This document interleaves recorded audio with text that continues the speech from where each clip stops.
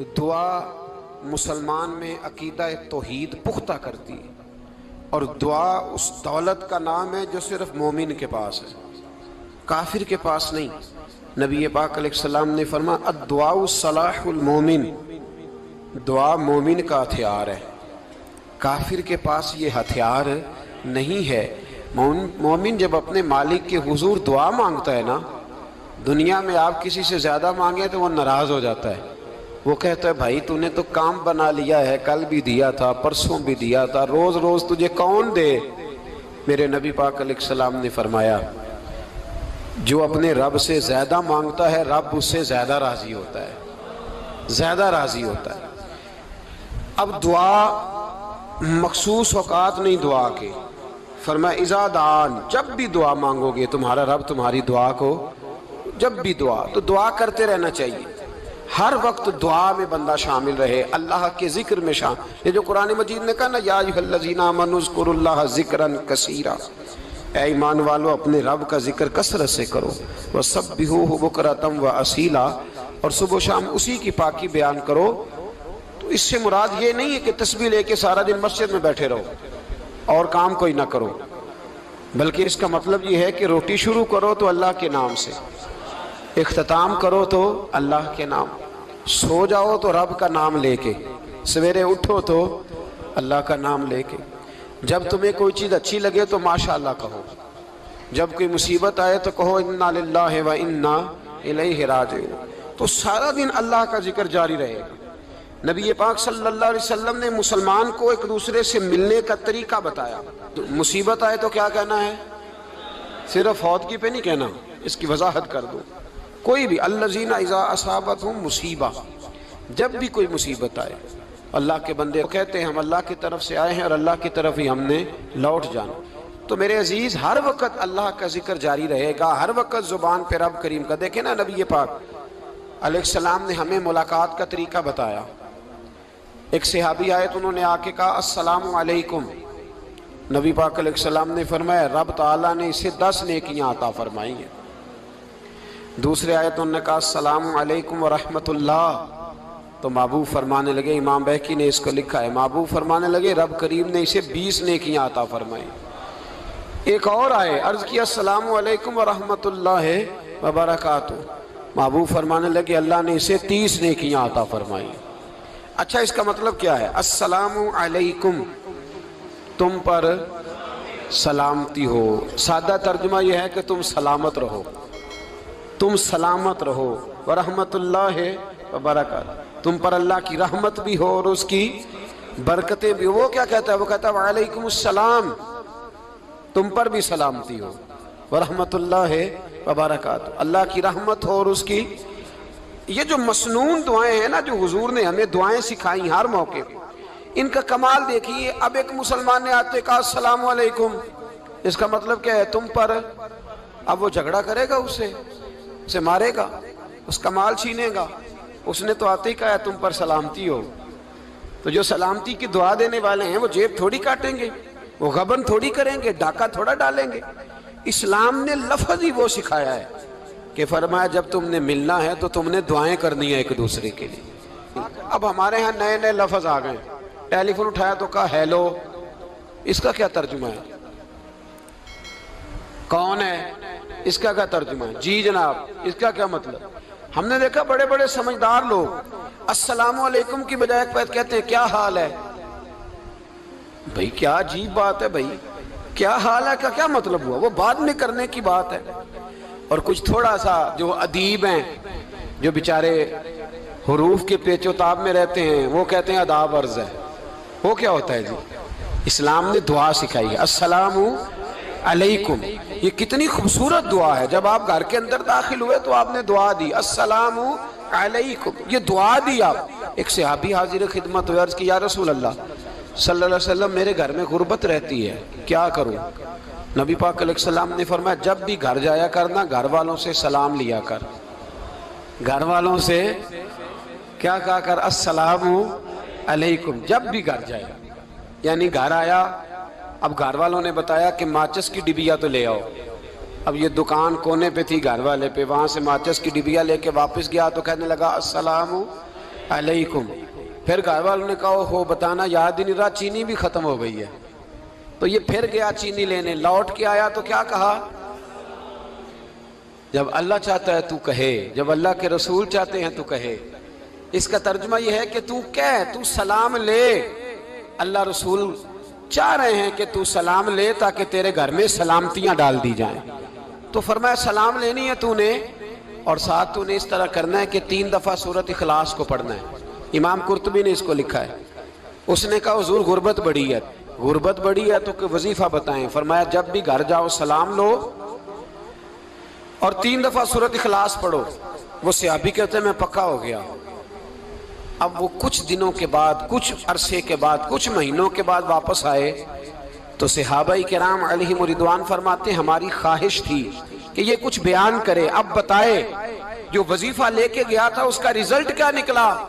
کہتے اس نے بڑی حیرت انگیز بات کی، حیرت انگیز عجیب انداز میں. کچھ لوگوں کا دل ہوتا ہے نا کہ مجھے ملے میرے پڑوسی کو نہ ملے، اور کچھ کا دل ہوتا ہے یار مجھے بھی ملا ہے اور الحمدللہ میرے پڑوسی کو ملا ہے. تو صحابی جب حاضر ہوئے تو صحابہ کہتے ہیں ہمیں تجسس تھا کہ یہ کچھ بتائیں. تو حضور نے فرمایا کیا حال ہے تیرا؟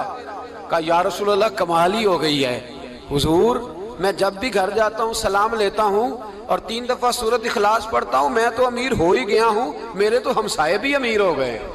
کتنا پیارا ہے یہ جملہ، کتنا حسن ہے. اتنا اچھا لفظ کسی اور کے پاس ہے ہی نہیں جو الفاظ ہمیں ہمارے رسول نے عطا فرمایا. اس کو اپنائیے، اس کو اپنائیے. یہ الگ بات ہے کہ لوگ مطلب کے لیے سلوٹ کر لیتے ہیں بڑا سارا، لیکن مطلب کے لیے نہیں. جس کو جانے اس سے بھی سلام لیں، جس مسلمان کو نہیں جانتے اس سے بھی. تو نبی پاک نے ہمیں مسنون دعائیں سکھائیں. رات کو جب سونے لگیں اللہ کے رسول صلی اللہ علیہ وسلم نے ہمیں دعا سکھائی. حضور نے فرمایا جب سونے لگو تو مسلم شریف میں فرمایا تم نے یہ دعا پڑھنی، اللہم باسمک اموت و احیا. تم نے کہنا اے اللہ میں تیرے نام پر مرتا ہوں اور تیرے نام پر جیتا ہوں. نبی پاک صلی اللہ علیہ وسلم نے ایک حدیث میں فرمایا کہ یہ جو نیند ہے نا یہ موت کی چھوٹی بہن ہے، یہ موت کا ایک حصہ ہے. جس طرح انسان سو جائے تو کوئی خبر نہیں ہوتی کیا ہو رہا ہے، بالکل وہ اٹھا ہے تو اس نے کہا ہو یہ کیا ہوا. سو جاتا ہے نا آدمی، اسے خبر نہیں ہوتی. اوہو میں نے تو 11 بجے اٹھنا تھا، یہ تو 3 بج گئے. اب اسے خبر نہ رہی. سوتے ہوئے لوگ چوری کر لیتے ہیں. بلکہ اس طرح بھی ہوتا ہے کہ آدمی نے گکھڑ اترنا تھا، وہ پنڈی سے آ رہا تھا لیکن وہ سویا ہوا تھا. آنکھ تب کھلی جب کاموں کی آ گیا تھا.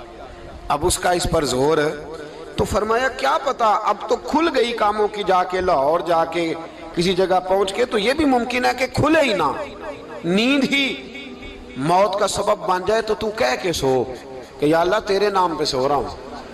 اللہ کس نام پہ سو رہا ہوں؟ یار اگر ہم ان دعاؤں کا حسن سمجھے مت، اللہم باسمک اموت و احیا، یا اللہ میں تیرے نام پہ سوتا ہوں اور تیرے نام پر اٹھتا ہوں. گویا کہہ رہا یا اللہ میری نیند بھی تیرے فضل سے ہی ہے، اور اگر آنکھ کھل جائے تو وہ بھی تیرے فضل سے ہی ہے. کتنا اعلیٰ نبی پاک علیہ السلام نے انداز سکھایا. اور پھر بخاری شریف میں حدیث موجود ہے، فرمایا جب اٹھو تو کہو الحمدللہ الذی احیانا احیانا بعد ما اماتنا و الیہ النشور. فرمایا جب تم سو کے اٹھو تو پھر کہو اے اللہ ساری تعریفیں تیرے لیے، تمام تعریفیں جس نے ہمیں موت کے بعد حیات دی. موت کے بعد فرمایا احیانا بعد ما اماتنا، ہمیں مرنے کے بعد گویا اللہ کا شکر ادا کر کے آنکھ کھل گئی. دیکھیں کس طرح اسلام مسلمان کو اللہ کے ساتھ جوڑتا ہے. فرمایا شکر کر، آنکھ کھل گئی. کہ یا اللہ تیرا شکر ہے تو نے موت کے بعد ہمیں دوبارہ حیات عطا فرمائی، یہ شکر ادا کرو. گویا تم یہ نہ کہنا کہ میں اٹھ گیا ہوں تو میرا کمال ہے، یہ نہ سمجھنا میں اٹھ گیا ہوں تو میں بڑا پابند ہوں، جب میں ارادہ کر لوں کہ میں نے 11 بجے اٹھنا ہے تو پھر میں اٹھ جاتا ہوں. یہ نہ کہنا کہ یہ الارم بڑا اچھا ہے، یہ مجھے اٹھا لیتا ہے. ذہن کے اندر خیال کر کہ نیند تو موت کی طرح تھی، یہ جو میں اٹھ گیا ہوں تو اپنے رب کے فضل سے اٹھا ہوں. جو میں اٹھ گیا ہوں، جو ابھی اٹھے ہیں وہ تو بول دینا کم از کم کہ میں اپنے رب کے فضل سے اٹھ گیا. تو دعا سکھائی. پھر دیکھیے نبی پاک صلی اللہ علیہ وسلم نے فرمایا جب تم بیت الخلاء میں جاتے ہو نا، واش روم میں جاتے ہو، تو گندی چیزیں ہوتی ہیں وہاں، شیطان ہوتے ہیں، جنات ہوتے ہیں، یہ گندگی پہ ہوتے ہیں۔ جب تم واش روم جاؤ، بیت الخلاء جائے، تب بھی دعا مانگو۔ کیا دعا مانگو؟ وہ دعا بھی نبی پاک صلی اللہ علیہ وسلم نے ہمیں تعلیم فرمائی اور بخاری میں ہے، کہا پڑھا کرو، اللہم انی اعوذ بک من الخبث والخبائث۔ کہو اے اللہ، ناپاک چیزوں سے میں تیری پناہ مانگتا ہوں، وہ نر ہوں یا مادہ ہوں۔ اللہ میں تیری پناہ مانگتا ہوں۔ واش روم کے اندر بہت ساری بری چیزیں ہوتی ہیں، جوان میری بات پر توجہ فرمائیں، وہاں بہت ساری گندی چیزیں ہوتی ہیں۔ انسان کئی دفعہ واش روم میں جاتا ہے، اسے وسوسے زیادہ آتے ہیں، یہ نوٹ کریں میری بات کو۔ اصل میں نا ہم بات ڈھونڈ رہے ہیں علاج اپنی بیماریوں کا، حالانکہ علاج تو سارا مدینے والے رسول کے پاس موجود ہے، محبوب کے پاس ساری دوائیاں ہیں۔ تو نبی پاک علیہ السلام دیکھیں نا، انسان واش روم میں جاتا ہے، اسے وسوسے آتے ہیں، برے خیالات آتے ہیں، وہ گناہ کی طرف کئی دفعہ مائل ہوتا ہے، تو کہا تو دعا پڑھ کے جا، اللہم انی اعوذ بکا، یا اللہ میں تیری پناہ مانگتا ہوں، من الخبث والخبائث، ہر خبیث اور بری چیز سے میں تیری پناہ مانگتا ہوں، وہ نر ہو یا یار کتنا عظیم دین ہے، کتنا عظیم میرے مصطفیٰ کریم کا وہ والا دین ہے۔ اصل میں اللہ کرے بی اے پاس بچے کو بیت الخلاء کی دعا بھی یاد ہو جائے، ایسے یاد ہو جائے، اور اس کے ماں باپ سمجھ لیں کہ جوان ہو گیا ہے، اب ہو سکتا ہے اس کی طرف شیطان حملہ زیادہ کرے، اسے خراب کرنے کی کوشش کرے، تو لہٰذا اسے دعا سکھائی جائے تاکہ اس کو پہلے سے پتا ہو کہ میں نے اس بے ایمان سے بچنا کس طرح سے۔ اب آپ دیکھیے نبی پاک علیہ السلام نے ہمیں دعا سکھائی، مصنف ابن ابی شیبہ میں۔ کون سی دعا؟ واش روم سے نکلنے کی۔ اللہ اکبر، بڑی زبردست دعا ہے، بڑی زبردست۔ آپ یقین کریں اس ایک ایک دعا پر ایک ایک پورا بیان ہو سکتا ہے، ایک ایک۔ یہ اس لیے نہیں میں کہہ رہا کہ میں کوئی عالم فاضل آدمی ہوں، آپ کہیں گے کہ بتا رہے ہیں میں بڑا پڑھا لکھا ہوں، صرف یہ عرض کر رہا ہوں کہ اس کے فوائد پر، ثمرات پر جو اللہ تبارک و تعالی امت کو دیتا ہے، ان دعاؤں کی جو فضیلت حدیثوں میں آئی، اور پھر جو اس کے فوائد ہے، اگر اس پر بات کروں تو ایک دعا تقاضا کرتی ہے کہ اس پر پورا ایک لیکچر ہونا چاہیے۔ دیکھیے آپ واش روم سے نکلے، دعا کیا ہے؟ دعا کے لفظ کیا؟ الحمدللہ الذی، ایک حدیث میں لفظ ہے غفرانک، غفرانک، اے اللہ میں تجھ سے بخشش چاہتا ہوں۔ اور جو مشہور اور معروف ہے مصنف ابن ابی شیبہ کی روایت، فرمایا الحمدللہ الذی اذھب عنی العذاب وعافانی، فرمایا اے اللہ تیرا شکر ہے۔ واش روم سے نکلا ہے تو کہہ رہا ہے یا اللہ تیرا شکر ہے، تو نے مجھ سے اذیت دور کی، وعافانی، اور تو نے مجھے عافیت عطا کر دی، اذیت دور کر دی اور عافیت۔ بولیے، واش روم سے نکلا ہے تو کیا کہتا ہے؟ یا اللہ تیرا شکر ہے، تو نے مجھ سے اذیت دور کر دی اور مجھے عافیت۔ ڈاکٹر حکیم ہومیوپیتھک ایک چیز پر متفق کم ہوتے ہیں، پتہ ہے نا آپ کو، لیکن اس بات پر سب کا اتفاق ہے کہ اگر کسی کو قبض ہو جائے نا تو شاید 70 یا 72 بیماریاں لگ جاتی ہیں اس کو۔ اور جب آدمی کو قبض ہوتی ہے نا، پیٹ کے اندر فضلہ جم جاتا ہے، خارج نہیں ہوتا، اس کو اعصاب کی بیماری ہوتی ہے، اس کے ذہن پر اثر ہوتا ہے اس چیز کا۔ آپ یہ مت سمجھیں کہ کھانا کھانا یہ کمال ہے، اللہ نے یہ بھی نعمت بنائی ہے کہ کھانا جب خارج ہوتا ہے تو وہ بھی اللہ کا بہت بڑا احسان ہے۔ تو فرمایا تو سمجھا ہی نہیں، اگر تجھے قبض ہو جاتی، تیرے پیٹ کے اندر وہ چیز جم جاتی، تیرے لیے کتنی تکلیف کا باعث تھی۔ ان لوگوں سے پوچھئے جو اس کے بیمار ہیں، اس کے مریض ہیں، وہ کتنی تکلیف میں رہتے ہیں، سر میں درد ہوتا ہے، سر چکراتے ہیں۔ ایک بہت بڑا روڈ ایکسیڈنٹ ہوا تو ڈرائیور سے لوگوں نے پوچھا کہ مسئلہ کیا ہے، تو کہنے لگا میں قبض کا مریض ہوں، تو میں کھانا کھا لیتا ہوں تو میرے ذہن پر وہ اس قدر زیادہ گیس کا غلبہ ہوتا ہے کہ میں سخت تکلیف میں ہوں۔ نبی پاک علیہ السلام نے ہمیں سمجھایا اور بتایا کہ سمجھ لو یارو، کھانا کھانے کی نعمت تو اللہ نے تمہیں عطا فرمائی ہے، لیکن کھانا کھانے کے بعد اس کا اخراج بھی اللہ کی بہت بڑی نعمت ہے، تو اللہ کا شکر ادا کرو۔ پھر جب آپ گھر سے نکلیں گے تو بھی اس کی دعا ارشاد فرمائی، بسم اللہ توکلت علی اللہ، اللہ کے نام سے گھر سے نکلتا ہوں اور میں نے بھروسہ بھی اللہ کے نام پہ کیا۔ جب گھر سے نکلیں تو کس کے نام پہ بھروسہ کریں؟ بولیے حضرت رابعہ بصریہ رحمت اللہ علیہا، آپ تشریف لے گئیں حج کرنے، جس دن واپس آئیں اپنا اونٹ کہہ گئیں جاتی دفعہ، کہنے لگی اللہ میں تیرے حوالے کر کے جا رہی ہوں، اور بسم اللہ توکلت علی اللہ، بھروسہ بھی تیری ذات پہ ہے۔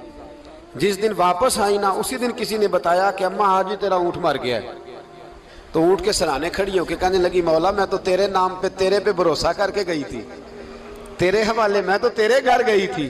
تو لوگ کہتے ہیں اماں کے منہ سے لفظ نکلے تو اونٹ زندہ ہو کے کھڑا ہو گیا، کھڑا ہو گیا اونٹ۔ تو اماں کہنے لگی نہیں تمہیں ہی غلطی لگی ہے، مرا ہی نہیں تھا، پہلے سے ہی موجود تھا، گویا اپنی کرامت بھی نہیں ظاہر ہونے دی۔ تو بھائی گھر سے نکلیں تو کس لفظ پر کہ یا اللہ میں تیرے بھروسے پہ نکل رہا ہوں، میں اس کے دو فائدے ہوں گے، ایک تو آپ اللہ کی امان میں جا رہے ہیں، اللہ کی امان میں آ رہے ہیں، اور دوسرا جس گھر کو آپ چھوڑ کے جا رہے ہیں اسے بھی اللہ کی امان میں دے کے جائیں۔ تو کتنا لذت والی دعا ہے جو نبی کریم علیہ السلام نے ہمیں سکھائی۔ اب ذرا حدیث سنیں خوش ہو کے، دیکھیں حضور نے دعا سکھائی، فرمایا جب دیکھ لو نا کسی کو ہنستا ہوا، کیا کرتا ہوا؟ ماشاءاللہ آپ تو ہنسنے لگے۔ جب کسی کو ہنستا ہوا دیکھو تو کہا کرو اضحک اللہ سنک، یہ دعا یہ بخاری ہے، فرمایا دعا مانگا کرو جب کسی مومن کو ہنستے ہوئے دیکھو تو دعا مانگو اضحک اللہ سنک، اللہ تجھے ہنستا ہی رکھے، اللہ تجھے، بولیے جل نہ جایا کرو کہ میں پریشان ہوں تو یہ ہنس کیوں رہا ہے، جھلا نہ کرو، بلکہ کیا کہا کرو اللہ تجھے ہنستا رکھے، اللہ تجھے۔ نبی پاک صلی اللہ تعالیٰ علیہ وآلہ وسلم نے فرمایا، ترمذی میں حضرت اسامہ بن زید رضی اللہ تعالیٰ عنہ سے حدیث مروی ہے، حضور نے فرمایا جس نے کسی کے ساتھ احسان کیا اور جس پر احسان کیا، اگر اس نے یہ دعا پڑھ دی نا جزاک اللہ خیرا، تو فرمایا اس نے اللہ کی بھی پوری حمد کر دی اور محسن کا صحیح شکریہ بھی ادا کر دیا۔ کیا کہنا ہے؟ جزاک اللہ، اللہ تجھے بہترین جزا عطا کرے۔ اس کا ترجمہ کیا ہے؟ اللہ تجھے بہترین، کیونکہ حضور فرماتے ہیں من لم یشکر الناس ولم یشکر اللہ، جس نے بندوں کا شکریہ ادا نہیں کیا اس نے اللہ کا بھی شکریہ ادا نہیں کرنا۔ تو کیا کہنا چاہیے؟ جزاک اللہ خیرا۔ اور اگر اماں کہتی ہو بچوں کو انگریزی سکھانی ہے تو کیا کہنا ہے پھر؟ شکریہ ادا کرنے میں کیا کہنا ہے؟ Thanks, thank you. وہ خدا کے اس کا ثواب کتنا ہے؟ بولے انگریزی ایک زبان ہے، اس کو زبان ہی رہنے دیں۔